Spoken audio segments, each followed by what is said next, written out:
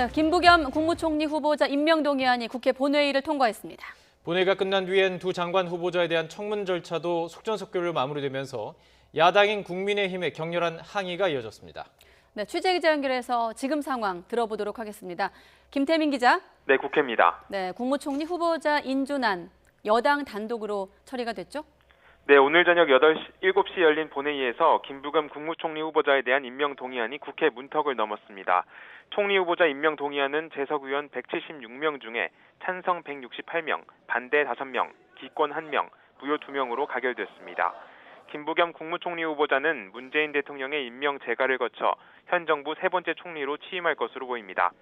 박병석 국회의장은 민생 위기 속에 국무총리직을 공석으로 두는 건 국익에 부합하지 않는다고 판단했다며 본회의 강행 배경을 설명했습니다.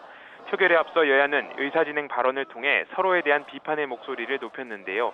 여당인 더불어민주당은 막중한 책무가 있는 총리직을 더는 비워둘 수 없다며 야당은 직무유기와 몽리부리기를 즉각 멈춰야 한다고 소리 높였습니다.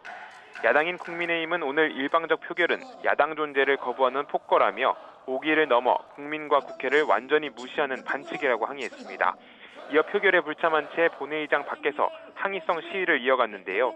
내일은 청와대 앞에서 의원총회를 열고 인사권자인 문재인 대통령에게 직접 항의하겠다며 면담을 요청하기도 했습니다.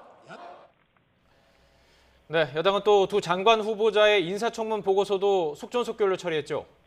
네, 본회의가 끝난 지 10분 만에 정회됐던 국회 과학기술정보방송통신위원회와 국토교통위원회도 잇따라 속개됐습니다.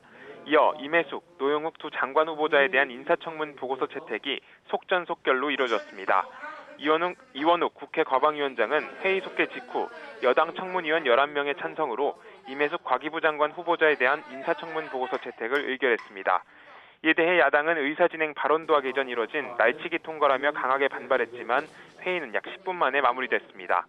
국토위 역시 속개 직후 노영욱 후보자에 대한 야당 청문위원들의 비판이 이어졌지만 여당 청문위원들의 확고한 강행 의지 속에 인사청문 보고서가 채택됐습니다. 앞서 민주당과 청와대는 박준영 해수부 장관 후보자가 자진 사퇴한 만큼 나머지 후보에 대한 청문 절차는 서둘러 이뤄져야 한다고 강조해왔습니다.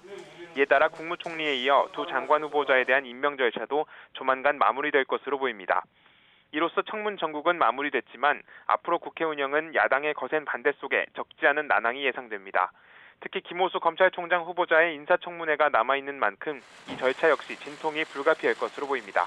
지금까지 국회에서 YTN 김태민입니다.